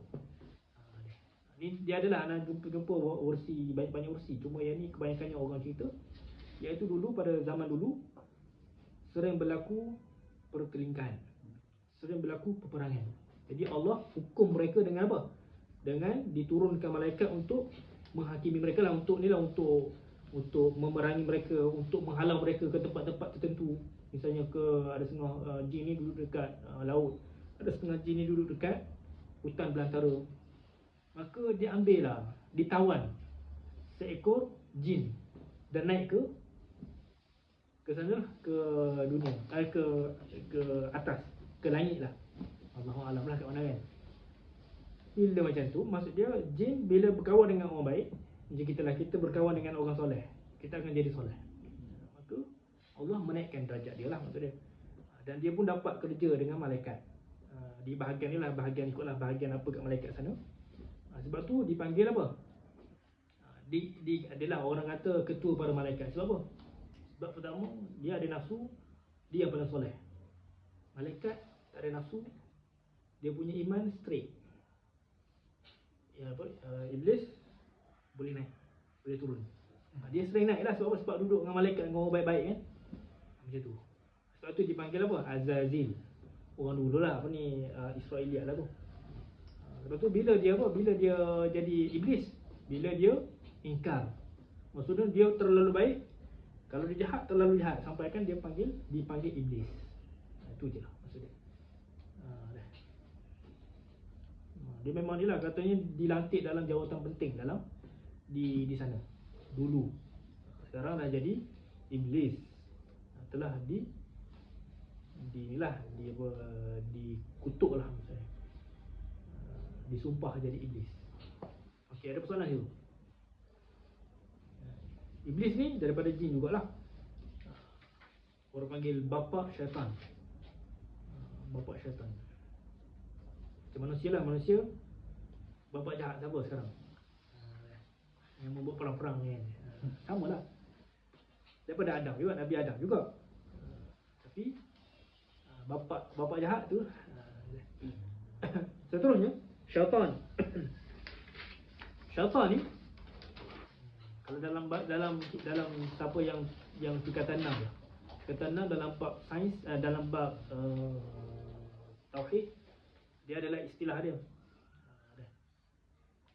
Iaitu bermakna ba'uda. Ini ada syaitana. Syaitana bermakna ba'uda. Iaitu bermakna jauh. Jauh, baik an kulli khair. Kalau dalam istilah ulama dia kata syaitan ni wasfun yutlaqu ala al-mawsuf. Sifat yang disifatkan kepada benda yang disifatkan itulah, kepada benda itulah. Pertama, asal dia adalah syaitana. Yashtunu syaitanan. Syaitan dia panggil dia isim juga, tapi sifat. Isim sifat lah mudah kan. Isim sifat ada, kata nama sifat. Di isim tapi sifat, bukan isim jenis. Isim sifat lah. Iaitu apa? Bermakna ba'uda 'anil khair awir rahmah al-ilahiyah. Dia daripada rahmat Allah, ataupun ibta'ada 'an ta'atillah. Puak-puak yang jauh daripada taat kepada Allah. Maksudnya dia tidak taat kepada Allah. Kita tak taat kepada Allah, syaitan. Tak nak jumpa lah ni dengar je lah. Dia kata istikhdam lughawi, tutlaqul kalimah ala kalimatu ala kulli ma huwa mutamarrid wa mufsid. Syaitan ni dia diitlakkan, dikelaskan kepada mereka yang mutamarrid, yang mutamarrid, yang macam degil, yang jahat-jahat ni, wal mufsid, yang memberi kerosakan. Walaysa faqat ala kainin mu'ayyan, dan dia tidak terkena kepada kepada kelas benda tertentu. Maksud dia boleh kena kepada manusia, boleh kena kepada haiwan, manusia, jin dan sebagainya. Tustakhdamu liwasfi syaitan al-ins kama fil Quran al-Karim. Kadzalika ja'alna likulli nabiyyin aduwan syayatin al-ins wal jin. Aduwan syayatin al-ins wal jin. Ini punya zawaid. Wa yumkinu an tusafa ba'd al-hayawanat allati tattasif bil khubus wat tamarrud. Dan boleh juga terkena kepada syaitan, kepada haiwan, macam harimau lah. Kita pergi dekat hutan, kita baca a'udzubillahi minasyaitonir rajim. Boleh jadi syaitan yang betul, syaitan jin ataupun syaitan haiwan.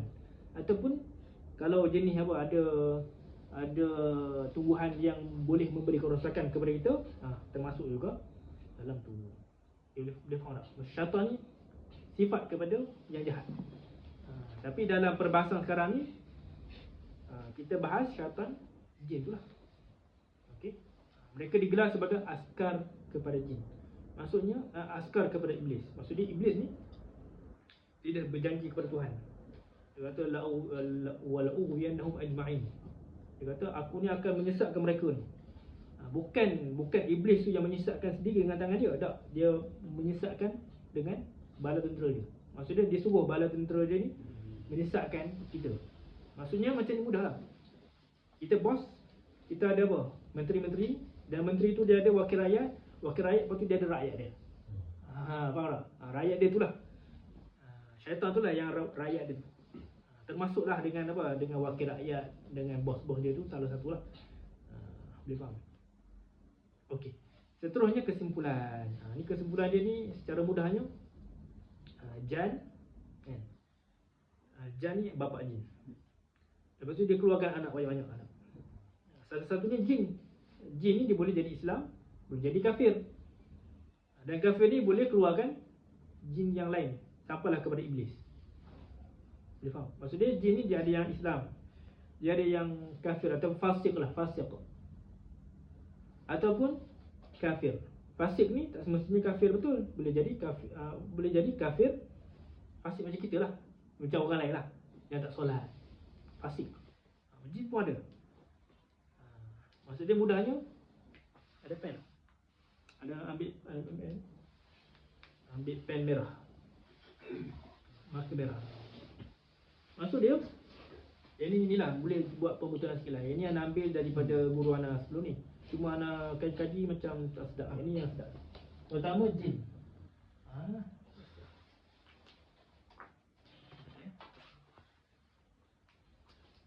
Okey, bismillah.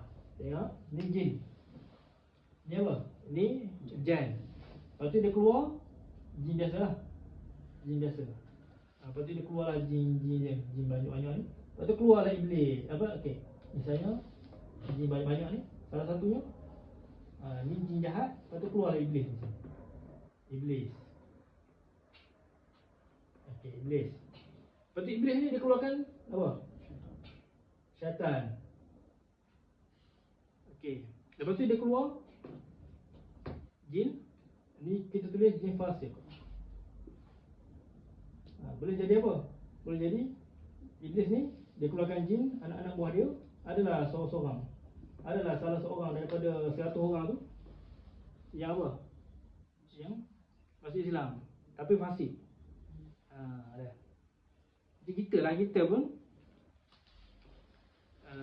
daripada keluarga baik, tiba-tiba cucu dia jahat. Jahat-jahat 2-3 generasi keluar yang baik pula. Lebih kurang gitulah. Boleh faham tak? Lepas tu ni jin Islam, ni jin Islam, ni kafir. Kafir ni mungkin kafir hakika, kafir mungkin dia akan joint venture dengan iblis, jadi anak buah dia. Maksudnya akan kahwin sama kahwin kan? Dia kahwin sama-sama lah. Macam kita lah kita. Fikir macam seperti mana jin, keturunan mereka sepertilah kita. Samalah kita. Yang bezanya mungkin sikit je lah, macam kelebihan. Okey, boleh faham? Okey. Ni dia punya ni lah. Jadi kalau macam dalam umum khusus pula dia panggil kullu syaitan jinni. Kullu syaitan jinni. Walaysa kullu jin syaitan. Setiap syaitan ni adalah jin. Inilah dalam perbahasan tu lah. Jin. Walaysa kullu jin syaitan. Dan tidak semestinya jin ni syaitan. Jin Islam ni tak semestinya syaitan. Jin biasalah. Jin Muslim.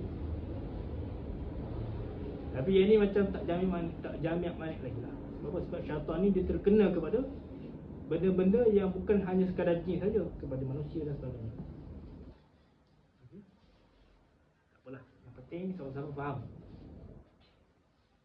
Okay, lagi 15 minit lagi. Nanti 15 minit lagi ada orang nak kena kepak. Okey, tak apa.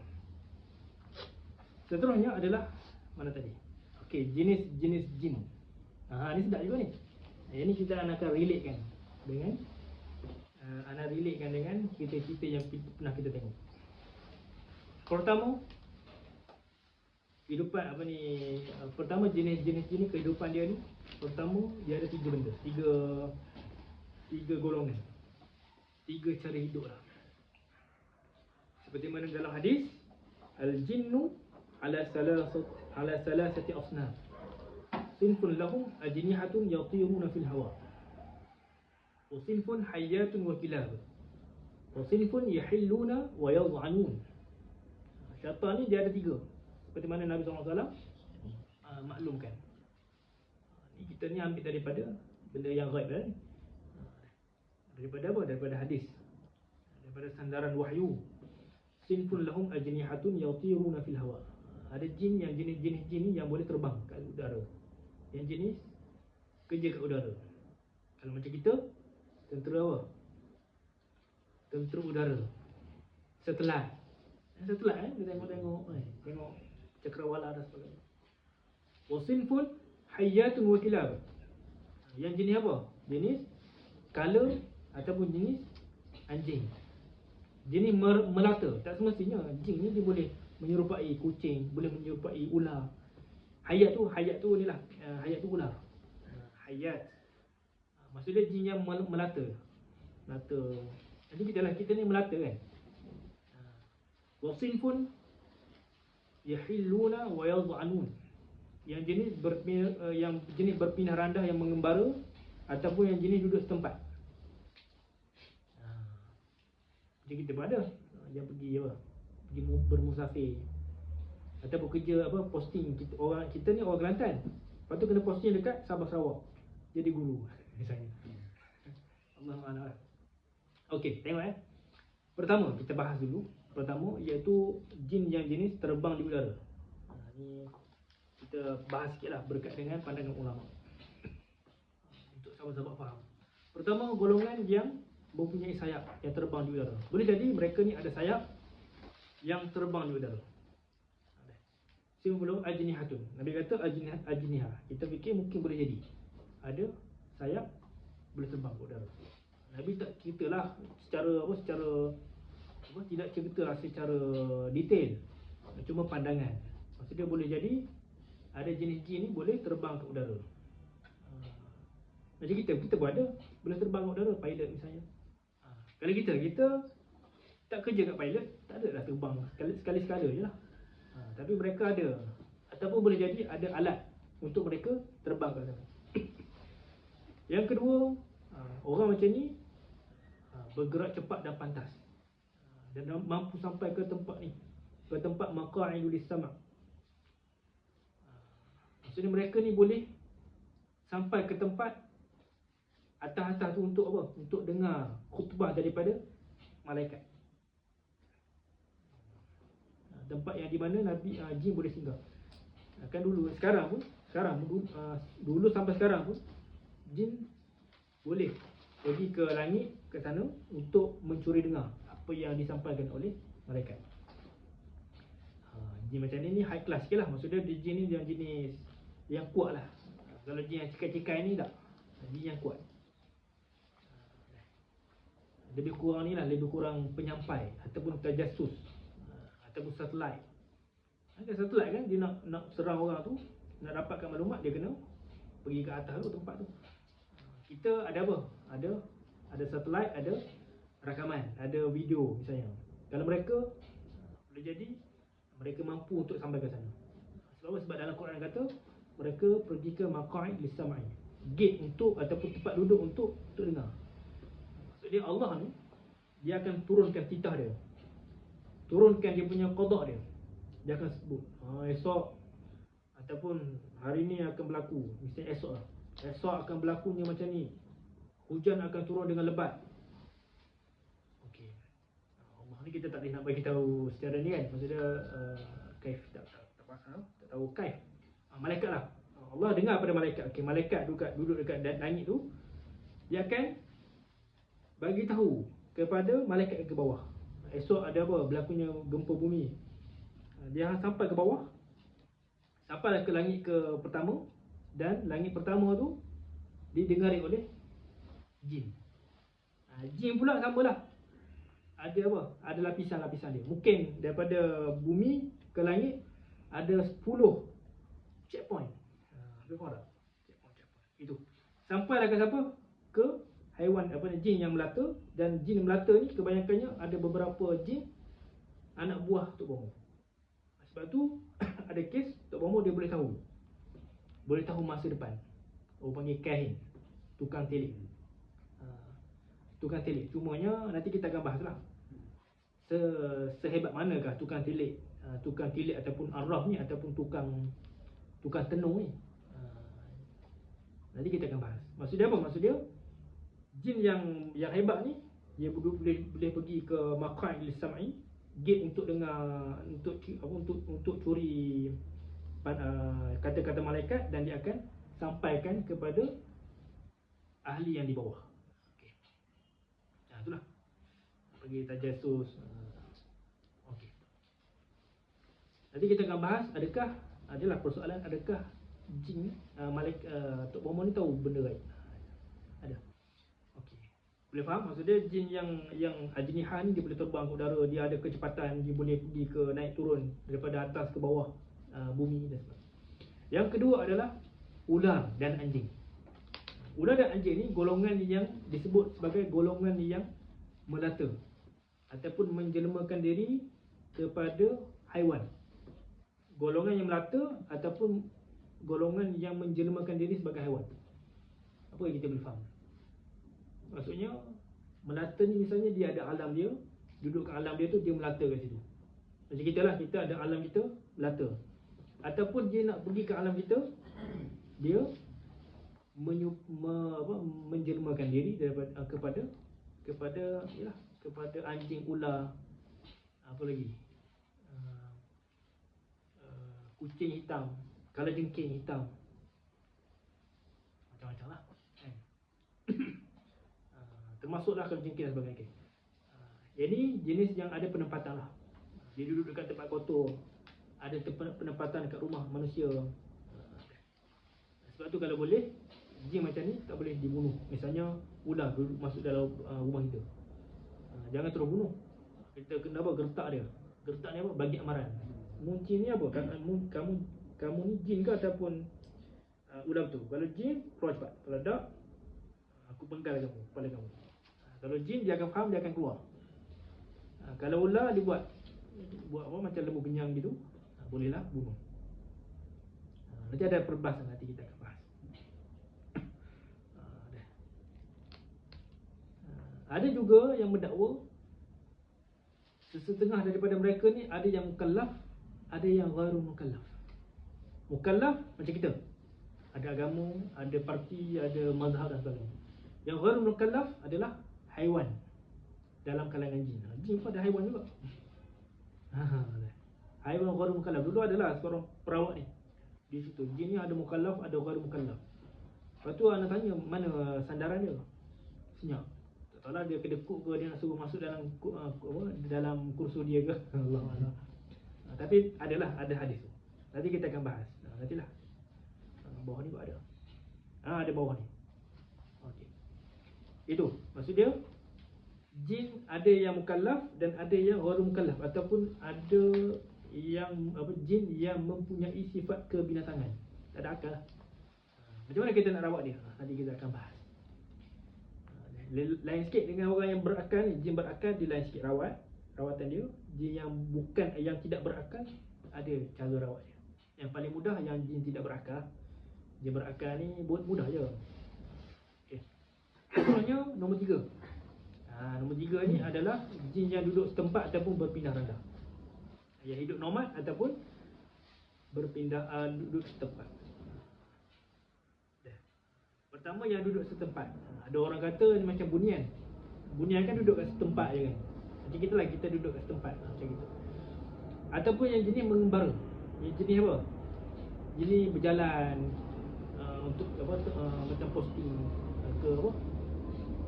Ke mana? Ke Sabah misalnya. Kita posting ke Sabah, cukup tahun posting ke tempat lain pula misalnya. Ataupun orang panggil saka. Saka pun macam tu juga. Maksudnya dia akan berpindah daripada satu generasi ke generasi yang lain. Berpindah juga. Ni panggil ni lah pandangan saja. Allahu alam. Ni lebih kepada ghaib nisbi lah. Maksudnya kita kaji, kita akan tahu.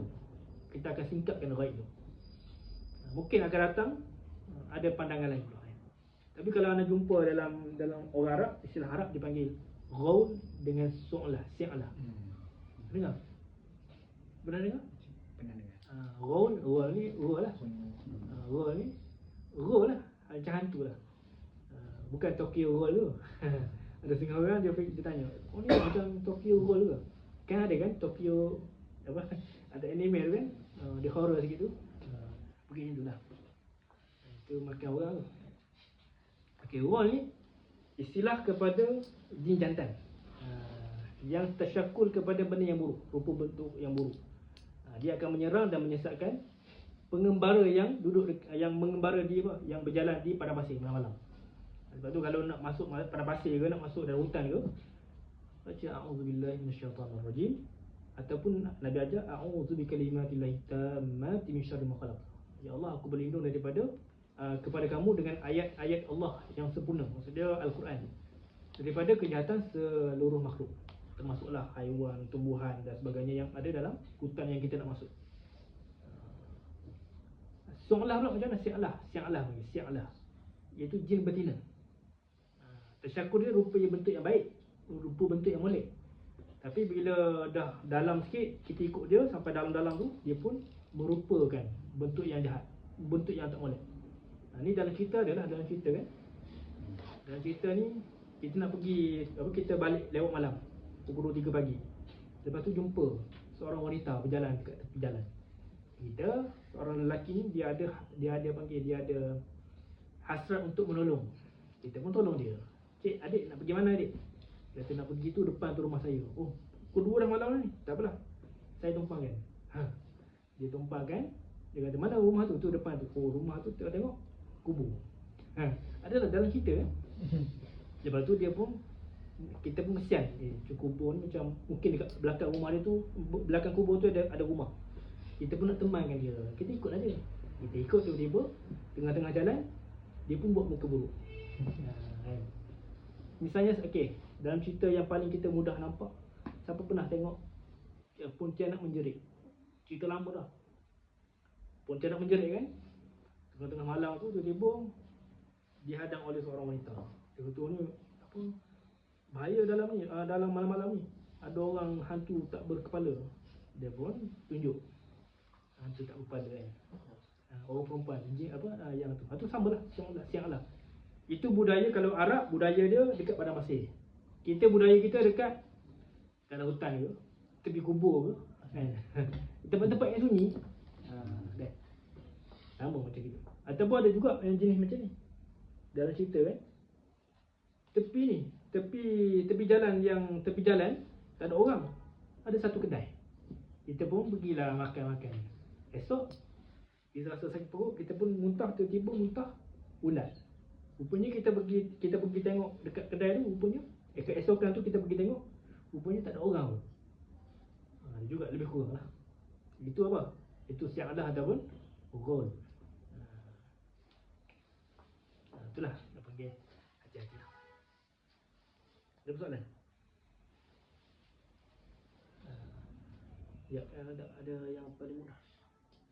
Tempat tinggal jin ni dia payah sikit. Bukan payah, panjang soal. Okay, kita ambil yang mudah lagi. Okey, dia ni agama jin pula. Jin ni ada agama juga. Maksud dia jin ni ada yang baik dan ada yang jahat. Seperti mana dalam Al-Quran, wa anna minna as-salihun wa minna duna dhalik kunna tara'iqa qidada. Nabi dia bagi tahulah. Jin tu bagi tahu. Inilah adalah kisah dia kot. Sesungguhnya ada dalam kalangan kami ni, iaitu jin, ada yang soleh dan ada pula yang sebaliknya, soleh. Yang apa ni, ghairu soleh. Kunna tara'iqa qidada. Dia menyatakan bahawa kami ni ada banyak jalan. Ada yang berparti macam ni, ada yang bermazhab macam ni. Ada yang ikut kejahatan, ada ikut kebaikan. Ada yang mukmin, ada yang fasik.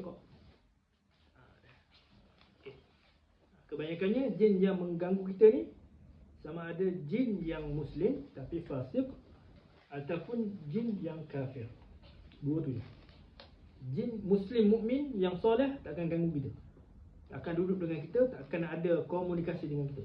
Kebanyakannya kalau kita tengok sahabat-sahabat kita dan sahabat-sahabat kita ni yang ada gangguan, kebanyakannya boleh jadi gangguan makhluk halus dari jin kafir ataupun jin fasik. Kafir misalnya dia ada agama Buddha ke agama Kristian dan sebagainya, ataupun fasik. Kita tanya, mu semayang tak? Dia kata, mu Islam tak? Aku Islam. Semayang tak? Kebanyakannya tak semayang. Kalau semayang pun mungkin semayang acuh tak acuh. Hari ni tinggal, esok semayang pula. Gitu. Macam kita lah, kita manusia pun ada juga, ada setengah-setengah tu kan. Kita tengok kawan kita ni yang kerja dekat hilang, tak solat. Dia Islam dekat IC, tapi tak solat. Wa anna minnal muslimun wa minnal qasitun faman aslama faulaika taharraw rasyada. Dah. Maksudnya ada dalam kalangan kami ni yang beragama Islam, wa anna minnal muslimuna wa minnal qasitun. Wa minnal qasitun, ada juga yang menyimpang dari kebenaran. Maksudnya bukan Islam lah. Dan faman aslama faulaika taharraw rasyada. Siapa yang inilah tambah pula. Tambahlah anak tak tulis.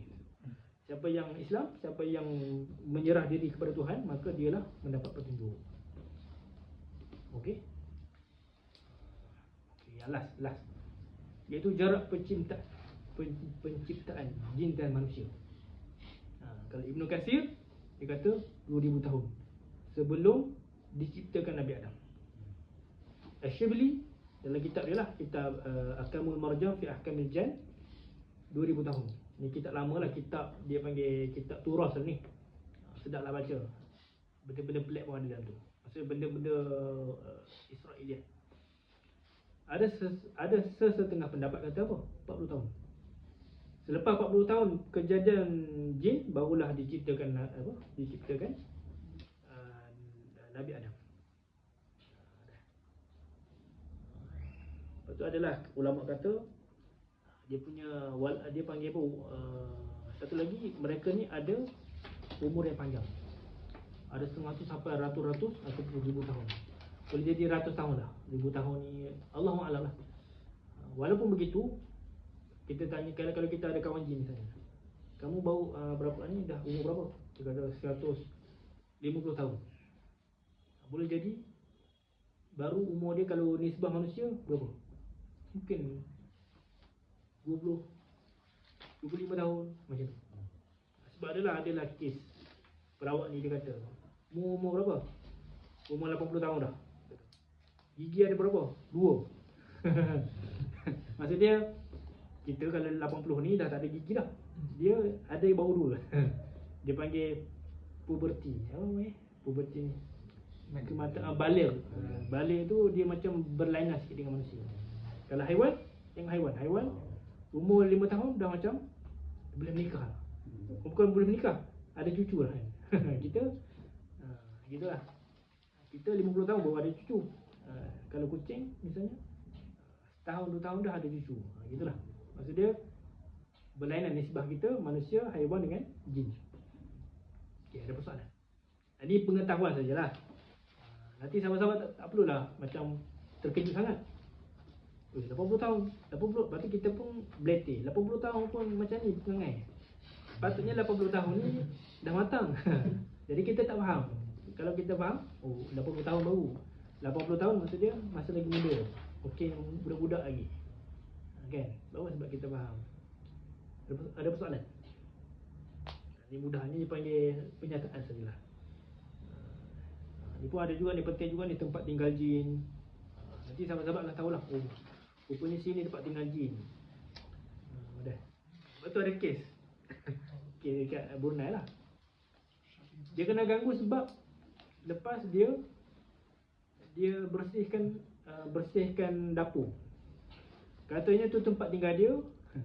Jadi lepas dia bersihkan tu, marahlah jin tu. Jin tu pun ganggu orang tu. Adalah kes. Lama lah 2-3 tahun lepas tu. Maksud dia apa? Kalau kita tahu ni mungkin ada gangguan ni. Lepas tu kita akan belajar pula cara untuk merasai kehadiran gangguan. Jadi kita boleh berhati-hati. Kalau tak berhati-hati, terkena lah. Pentinglah kita belajar ilmu ni sebab berkait dengan kehidupan kita juga. Itu sajalah. Aku qauli hadza wa astaghfirullahalazim wa lakum. Assalamualaikum warahmatullahi taala wabarakatuh.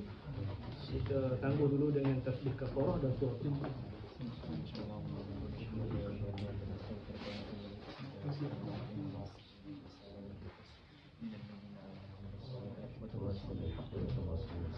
Betul sahabat. Kalau ada siapa ada macam bukan laptop apa ni, tablet ke, ada apa? Dalam macam-macam lah. Boleh lah ni, boleh conteng kat tablet tu. Ada setengah orang ni dia macam dia tengok hilang dia punya kitab dia. Jadi kalau ada tablet ni boleh apa ni? Boleh catat tu, boleh bobit. Jadi mungkin boleh simpan dalam Google Drive. Okey, itu sajalah. Ada seorang lagi. Mujur tak datang lagi. Kalau boleh baca dulu. Dan boleh tanya esok tu. Salah satu sebab masa panjang ni boleh bagi peluang untuk sahabat-sahabat untuk berfikir macam mana nak tanya. Sebab ada nanti anak akan buat satu lagi seminar. Seminar ni dalam 6 jam saja. Harga biasalah, harga biasa kalau di Malaysia 80 lebih. Kalau yang ni harga kebanyakannya orang tak buat lebih sini. Orang buat kebanyakannya dalam, anda pernah pergi dekat nilai, kursus kat nilai perubatan 8 jam 300. Kalau maksud dia itu untuk orang yang nak lah. Ni kalau yang ni untuk orang yang sebagai ilmu. Mana tahu dia nak balik nanti dia nak jadi perawat Okey, itu sajalah. Esok mungkin kita akan start pukul 9. Pukul 8. Baru sebab ingatkan macam boleh selesai awal ni solat.